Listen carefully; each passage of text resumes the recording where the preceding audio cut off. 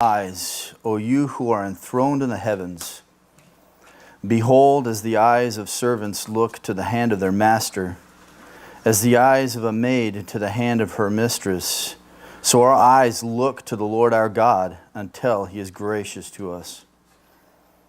Be gracious to us, O Lord, be gracious to us, for we are greatly filled with contempt. Our soul is greatly filled with the scoffing of those who are at ease, and with the contempt of the proud.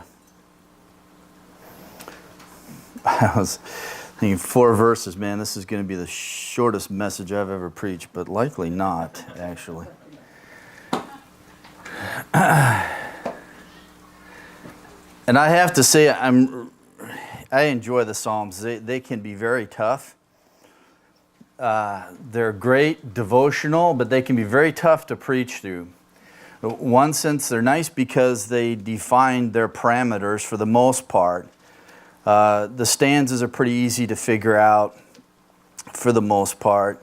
But at the same time, the content and the truths that are being communicated can oftentimes be very tough, but I enjoy the Psalter because there's so much amazing truth when we come to the Psalms. And I would really exhort you that if you don't use them as a part of your quiet time, you should do so. I use Psalms and Proverbs are 2 that I read through all the time. And I'm rubbing off on my children as my father's rubbed off on me because he's the one who got me started on this journey. So if you have any problems with my preaching through Psalms, talk to him. But the great thing about the Psalms is that they're not meant to be discourses. They're songs. You sing them. But the great thing that we come to understand is that we go through the Psalms, we realize that worship and life are intertwined together. And really, this is life being poured out. And the interesting thing about the Psalms is although it is the Word of God, it is also man's word to God. It is man expressing his frustrations, the opposition that he faces in life, the difficulties, the ups and downs. The Psalter carries all of that. The first one is great because it's the gatekeeper to the whole entire Psalter. It sets you on the path, and that's why I first went there before we started this pilgrimage through the Psalms, to establish that there are only 2 ways to walk through life, and it sort of opens up the doorway. And it doesn't deal with all the complexities of life, it just defines life in 2 ways, but the focus is primarily on one's relationship to God through the Word of God. Psalm 150 is read this morning. Is the great final hallelujah when every creature is going to worship God, and that is looking forward to the final day. Everything between those is life. It's life. The ups and downs, the sorrows, the frustrations, the struggles of walking and living with the Lord. And they do that for us. They unfold for us this life journey of one who is trying to walk in belief and in love and in fellowship with their God. And all of this is just laid out in the pages for us. And oftentimes we come to the Psalms and we read them and say, you know what? That's me. I feel like that right now. And so often they pick us up and they encourage us and they strengthen us. And this psalm, I pray will help us do that as we look to the graciousness of God and the mercy of God. But the great thing about this particular psalm is that we see the observable life of discipleship, and it's looked at from the perspective of servanthood. And this is crucial because this psalm, I love it because the prayer comes in verses 3 and 4. Be gracious to us, O Lord. Be gracious to us. This is the prayer. This is where we find out what the issue is that the psalmist is writing about. The first 2 verses are preparation for that. And I love this because we'll get to it in a moment, but he really sets the stage before he gets to the asking part. He deals with the issue of our posture. How should we come before God? And I love that the psalmist starts off with that first. Then he gets to the request, and it's very simple. But it's amazing because when we read through the Psalter, we see conflict.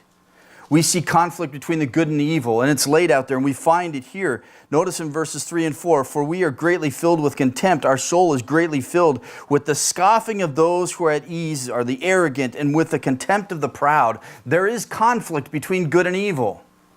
Read through the Psalter. We find it over and over, and especially in the Psalms that we refer to as laments, which this one is. we find this conflict. We find the struggle. And we find those who are righteous are appealing to God for His justice and for vindication in light of this circumstance. And that is what we find in Psalm 123, the cry for vindication. It is short, it is sweet, it is to the point, but nonetheless, it deals with the issue of life. But I give you this thought: the psalmist's world, the righteous and the wicked do not peacefully coexist in the name of pluralism. That happens far too often. The great thing is that there is conflict. There are times when the righteous cry for God to destroy the wicked. They're tired of those who do not glorify God and bring shame upon His name, who challenge Him, who question Him, who turn their back on Him, who are the haters of God. And therefore, at times, they become the enemies of the psalmist. There is conflict, and we're reminded of that, especially in this psalm, that there is difficulty and there's need for vindication and God's justice. These are the songs for the road, the songs of ascent. And we find that in the Psalter, and especially in the next three, Psalm 123, 124, 125, I told you that they come in groupings of three. The last three, Psalms 132 through 134, they are the final arrival in Zion. The first four groupings, we have a series, and they follow this pattern, and same with these here, but we find that there's going to be conflict. There's the human scorn and also the hostility in 123. For we are greatly filled, and you can sense this. I mean, just think about this as the psalmist reflects on the difficulty that they are taking in. And notice that they take in, I mean, we're talking about the verbal aspect, this verbal affliction that is upon those, this oppression that is coming from those on the outside, and they are being filled up with this scoffing by those who are arrogant and the contempt of the proud. And they get to the point, if we could put it in modern day vernacular, they had it up to here. And they're looking for God to intervene. Not only that, but we also find the human powers who are raging in Psalm 124. When men rose against us, then they would have swallowed us alive when their anger was kindled against us. But God was the one who intervened on their behalf, who has not given us to be torn by their teeth. There are those who are the oppressors of the people of God in Psalm 124. But the great thing is that all of these sufferings are answered by the presence of God. Notice with me in the next three Psalms. We have in Psalm 123, the Lord who is in heaven. He is, if you will, in Psalm 123, He is the enthroned one. And we have in this psalm, like servants, we are watching and waiting. And I love this. We'll come back to this thought. This is crucial, especially when it comes to the issue of vindication. So often when we're under the oppression of others and the affliction of others, we want God to strike now. I want fire and brimstone to come down on them. They need to pay for what they're doing to me. And what we find here is quiet, waiting, and watching God to see what He will do. In other words, the psalmist leaves it in the hands of God. And we are exhorted this over and over, even in the New Testament is carried on there, that we are to leave vengeance in the hands of God and not to take it upon ourselves. Why? Because we tend to be very self-centered. And we are not just when we seek our own retaliation and vindication for ourselves. And therefore the psalmist takes the posture of servant. He says, we will watch and we will wait. The outline of this section, we'll come back to it, is dependence on the Lord, submissive and patience, and dependence on the Lord, sustained prayer. But notice the next Psalm 124, the Lord is alongside. Notice the first few words. And had it not been the Lord who was on our side, let Israel now say, had it not been for the Lord who was on our side, then those men who rose up against us, this is what they would have done to us. The Lord was on our side. He was alongside of us. If I could title this psalm, it would be this: Oh, blessed be God, He did not go off and leave us. God will never abandon us. Especially when the enemy is raging against us, God is always there by our side. This is a great truth. We never walk alone. Never. People may not be around, but God is always around, and He will never allow us to walk alone. Jesus said to His disciples in Matthew 28, I will be with you till the end of the age. Yes? This psalm, we find the chiastic structure. We have the presence of the Lord, the protection from dangers, and in the middle, in 124, verse 6a, praise of the Lord. And this is great outburst of blessed be the Lord because of the provision that He has given, the protection and His presence with us. 125, in this next grouping, we have the Lord encircling. Notice with me, those who trust in the Lord are as Mount Zion, which cannot be moved, but abides forever. As the mountains surround Jerusalem, so the Lord surrounds His people from this time forth and forever. God encircles His people. He is that hedge about us. The great thing is we don't have to pray and ask Him to be that. He is that. As we've seen earlier in the last grouping of Psalms, that He is that ever-present keeper of ours. He is that guardian. This particular psalm falls also in a chiastic structure that begins with trust and ends with peace, and we have the assurance of God's help, therefore the asking of God's help and the assurance of the conquest over evil. Listen to me, there is no dualism here. There is no good and evil, and they're equal forces for all of eternity. Good will win out in the end. Yes? And that is a great promise and hope that we have. And even in our life, good will prevail for the people of God, as bleak as it may look. So I bring you to the psalm this morning, and I was looking at this thinking, what? I was going to review and pile a whole bunch of stuff in here just so I could fill up the time. But the more I spent in this psalm, the more I'm thankful I did. And this is not one of my favorite ones as I would walk through this grouping of the Psalter. But I'm so glad the Lord let me hang here. Because this is the title of the message, Have Mercy, O Lord, Have Mercy. And I'm sure that many of us have felt this a time or two in our life. There are times maybe we've had it up to here, and we cannot take it with the abuse any longer, the affliction any longer.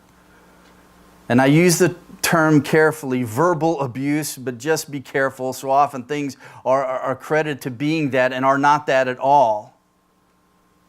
But there seems to be that reflection in this psalm, and for many of us, we can find this truth and the application of it in our lives. But I give you this quote in regards to the psalm, and I read this some years back, and this is just ridiculous, and I thought there's no way you can see all this in the psalm until I started getting into it. The writer says this psalm has one distinction, which is to be found in scarcely any other piece in the Old Testament. That's a pretty powerful statement. In the Hebrew it has rhymes, but it is also perfect as it stands. It is a little gem cut with the most exquisite art. Few poems, inspired or uninspired, have been more admired or beloved. And I thought, really? 4 verses. There's not much here. It has the charm of unity. It limits itself to one thought, or rather expresses a single mood of the soul, and this is it, the upward glance of a patient, hopeful faith. This is such amazing truth. The writer goes on to say, hence it has been well called the eye of hope. This unity, moreover, is blended with enhanced by variety of expression. While the first strophe sounds illustrates the single theme of the psalm, the second, to use a musical term, as a variation upon it. When I read this, I thought this is no way that this can be true of this psalm, but it is.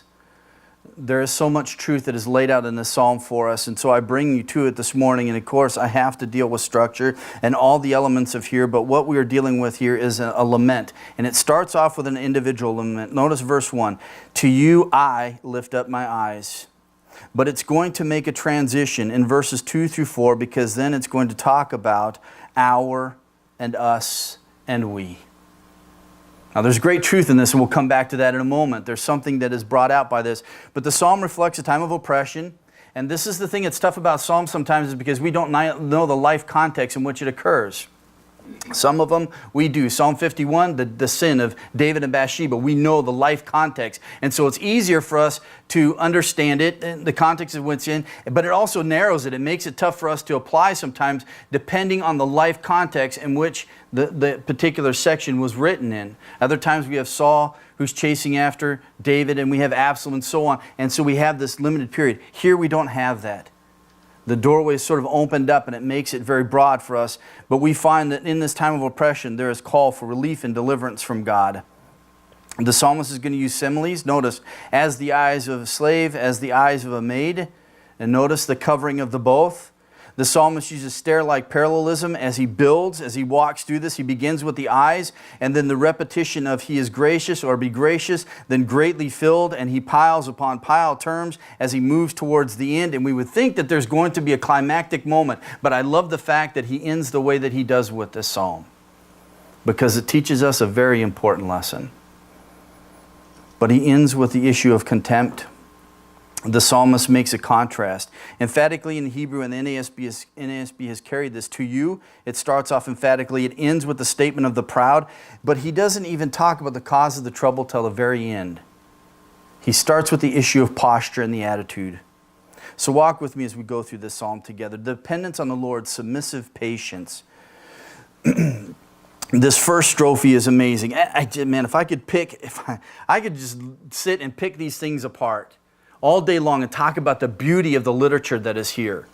It's unfortunate because so oftentimes we miss this stuff in our translations, but it's amazing. And it's amazing how the author guides and directs us to the point that he is trying to make by the structure that he uses. But here we have two elements. We have inclusion and we have chiastic structure. The inclusion we have to you, and then the next to the last word in verse 4 is the Lord our God. And so the focus is on God, but we have this middle part that's bracketed here. So here is literally translated, and the chiastic structure is this, the first few verses. To you I raise my eyes, O enthroned one in heaven. Man, what a way to start. What perspective. The second line that answers to it. So our eyes are toward the Lord our God until he shows us his graciousness. In the middle he uses the simile. Behold, as the eyes of servants toward the hand of their lords, as the eyes of the maid are toward the hand of her mistress. This structure is very telling to us. There are some truths that it unfolds for us. First, notice the proposition. It begins and ends on this reference to the Lord. But notice with me, both the a propositions, there is the first person pronoun, first in the singular, then in the plural. Note also the reference to the male and the female, servants and then maid. What's the point of this? The point is simply this. The plural broadens the scope. It makes it a universal truth. It goes from the I to us to the we. In other words, the psalmist reflects himself as being sort of a representative of all who call upon the Lord our God as our God. In other words, it's not just for him, it's for you and I.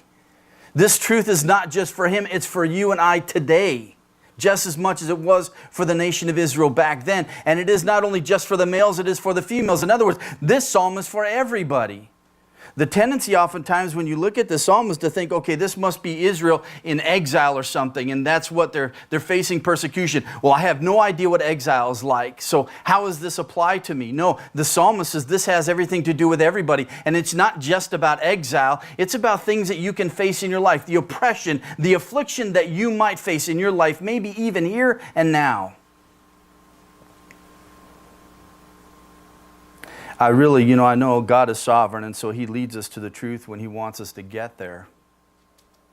But there are some wives that I would like to direct towards this psalm. There have been some wives that I have counseled over the years that I would like to have directed them here and said, you need to meditate on this truth. It's for you. It is applicable for all of us, so I pray that we will all gain something from it. But notice the outside brackets, focus upon the Lord. To you I raise my eyes, or our eyes are toward the Lord our God. And in the middle, we have the human beings.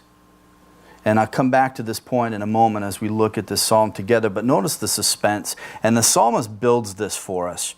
Notice what happens. He does this in Psalm 121, verse 1. And he also does it here. In Psalm 121, he does this. Notice with me.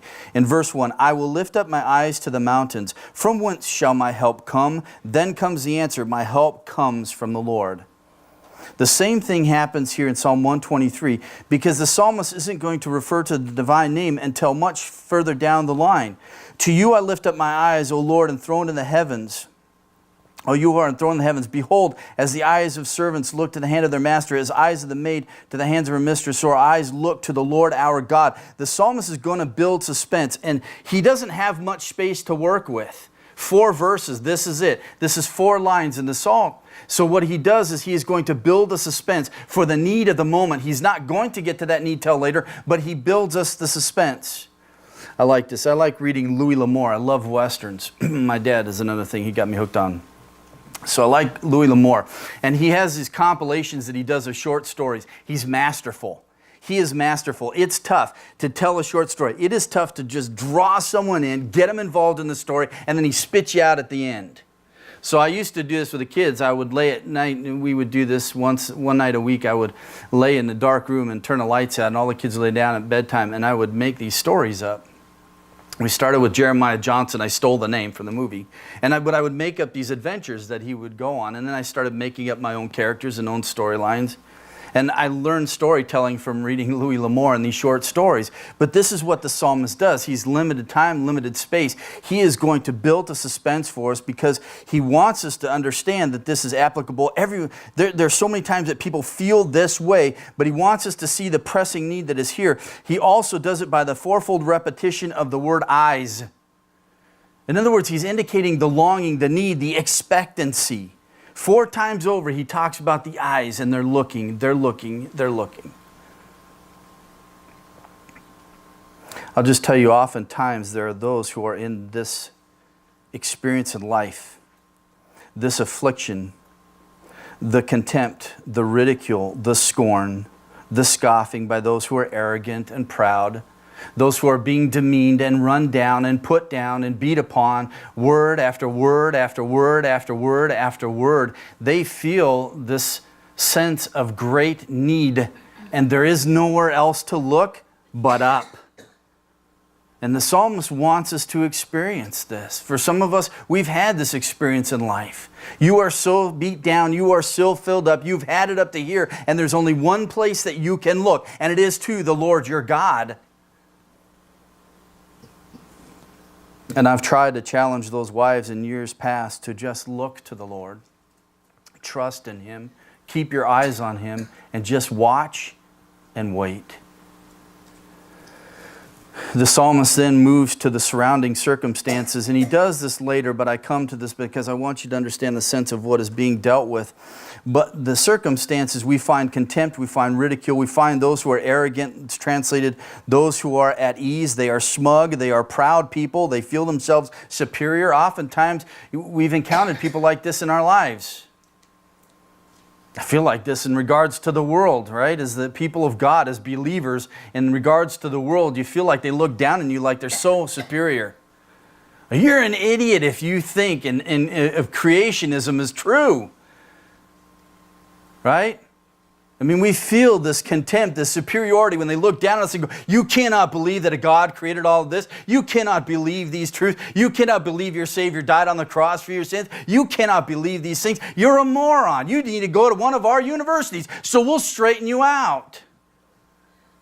This is the mentality of the world around us, and we sense the contempt. We sense the ridicule, the smugness, the superiority. The Israelites faced it over and over. The Syrians, the Assyrians, the Babylonians, the Greeks, the Romans, over and over they experienced this.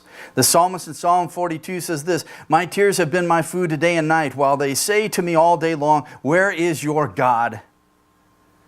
Why do I go mourning because of the oppression of my enemy? As a shattering of my bones, my adversaries revile me while they say to me all day long, where is your God? I hear the world screaming this out to us. Where is your God? And sometimes I am like Psalm 120. I'm so tired of this world. I'm tired of the paganism. I wish Judgment Day would come. I wish God would come and bring justice and bring vindication, and His holiness and His glory would be uplifted for all the world to see. This is the burden of this psalm. And this is the burden this psalmist feels, and this is the burden that we must feel, and I'm sure we often do feel, but not just on a national sense and not just in regards to the church, but in our own personal lives. Some of us are in this position or have been. The response to this then is, how do we deal with it? And I bring you to the first couple verses because this is awesome. There is a submissive patience. A person of faith does not look at God nor down on God, but up to God. Posturing is everything. It's everything. It's amazing. Before the psalmist gets to the problem, he deals with the posture. But not just the physical posture. In other words, I'm not just talking about raising hands, bowing the knees, although likely that is the posture that we take when we're in this kind of situation. I'm talking about the posture of the heart. The psalmist recognizes, as servants, as a maid, so I look to the God who is enthroned in heaven. In other words, he's going to look as a servant in utter dependence upon God. I love this because I read some lyrics from a contemporary song. There's not very many contemporary Christian songs that I care for on the radio these days. But one of them, the statement was to the regards of, before I bring my needs, I will bring my heart. Just think about that for a moment. That's profound. Before I bring my needs, I will bring my heart. That is what the psalmist is doing here. It is the internal posturing of the psalmist before the need is expressed, or even the issue or the circumstances are made known. I come as a servant, looking up to my God, my Master, enthroned in the heavens. Then notice verse 2, so our eyes look to the Lord our God until He is gracious to us.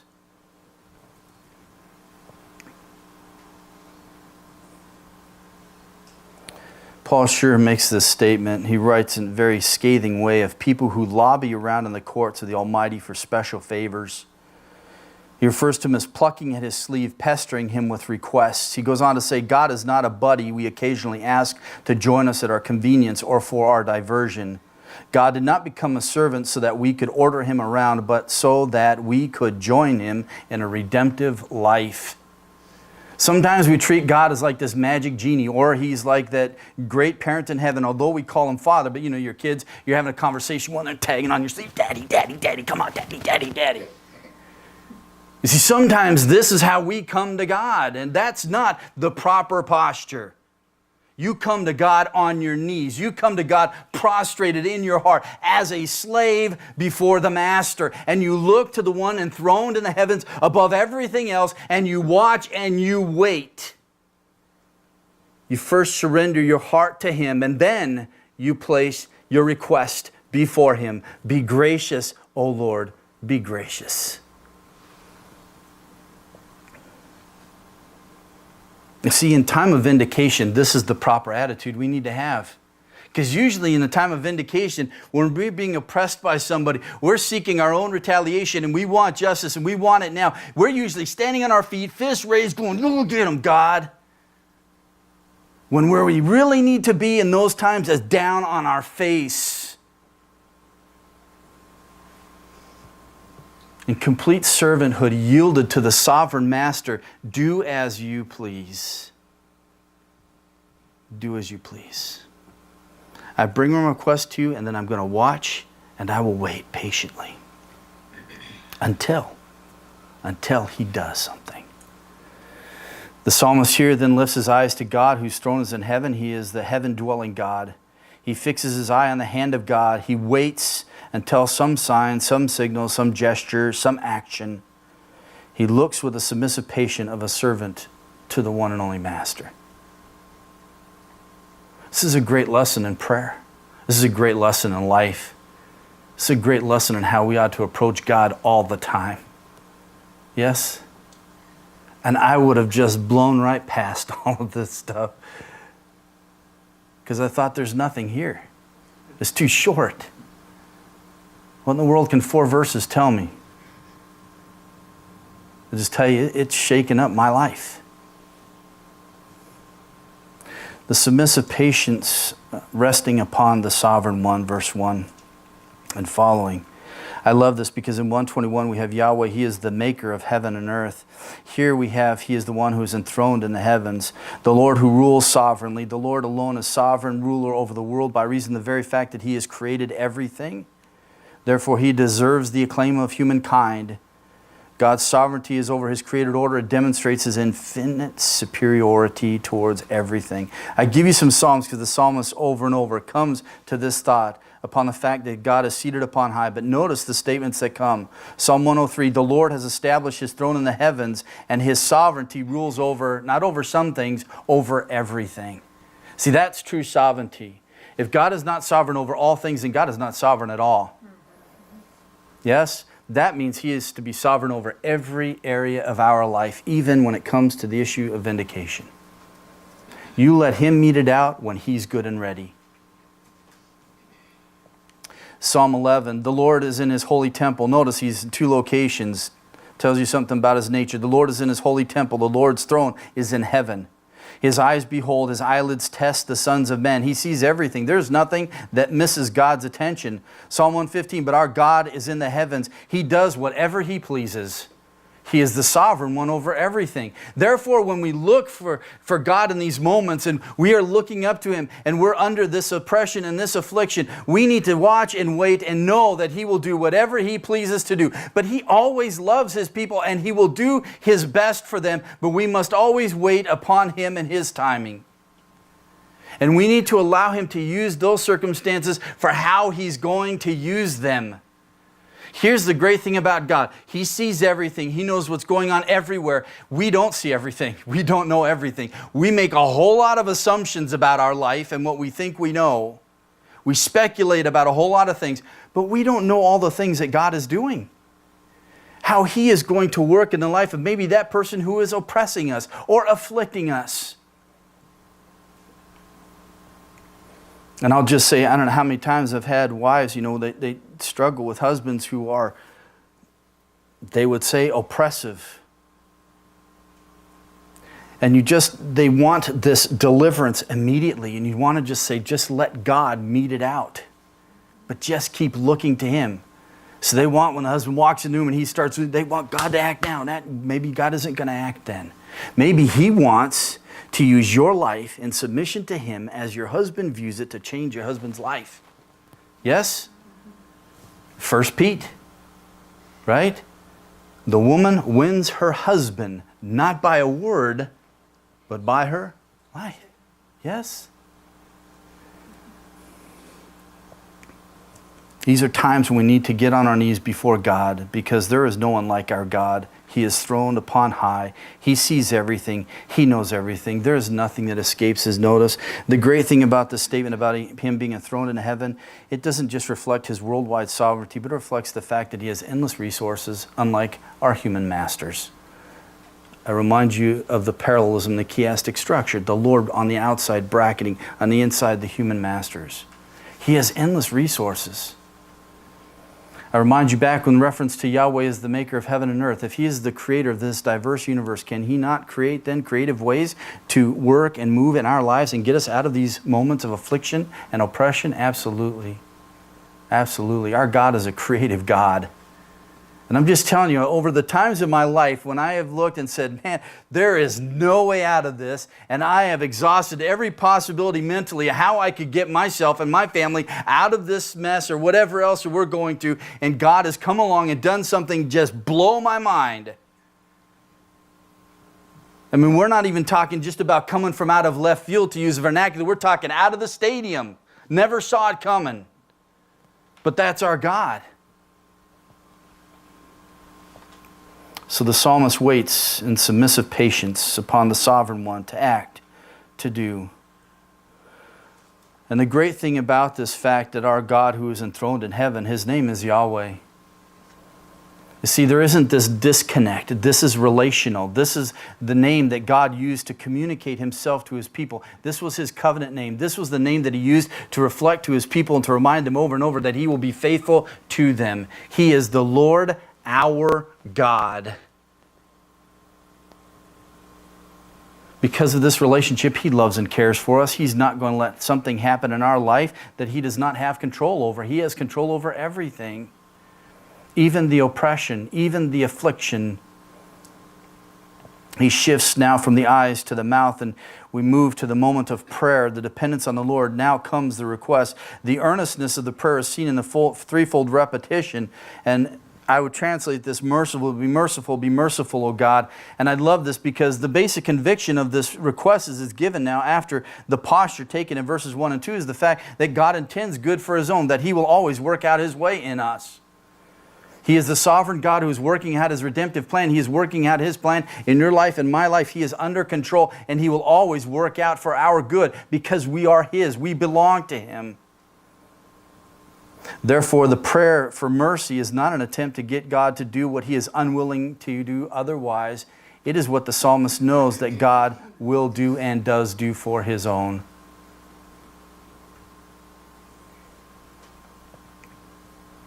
He rules, He guides, He commands, He loves us. We're His own. And our destinies He cherishes in His heart.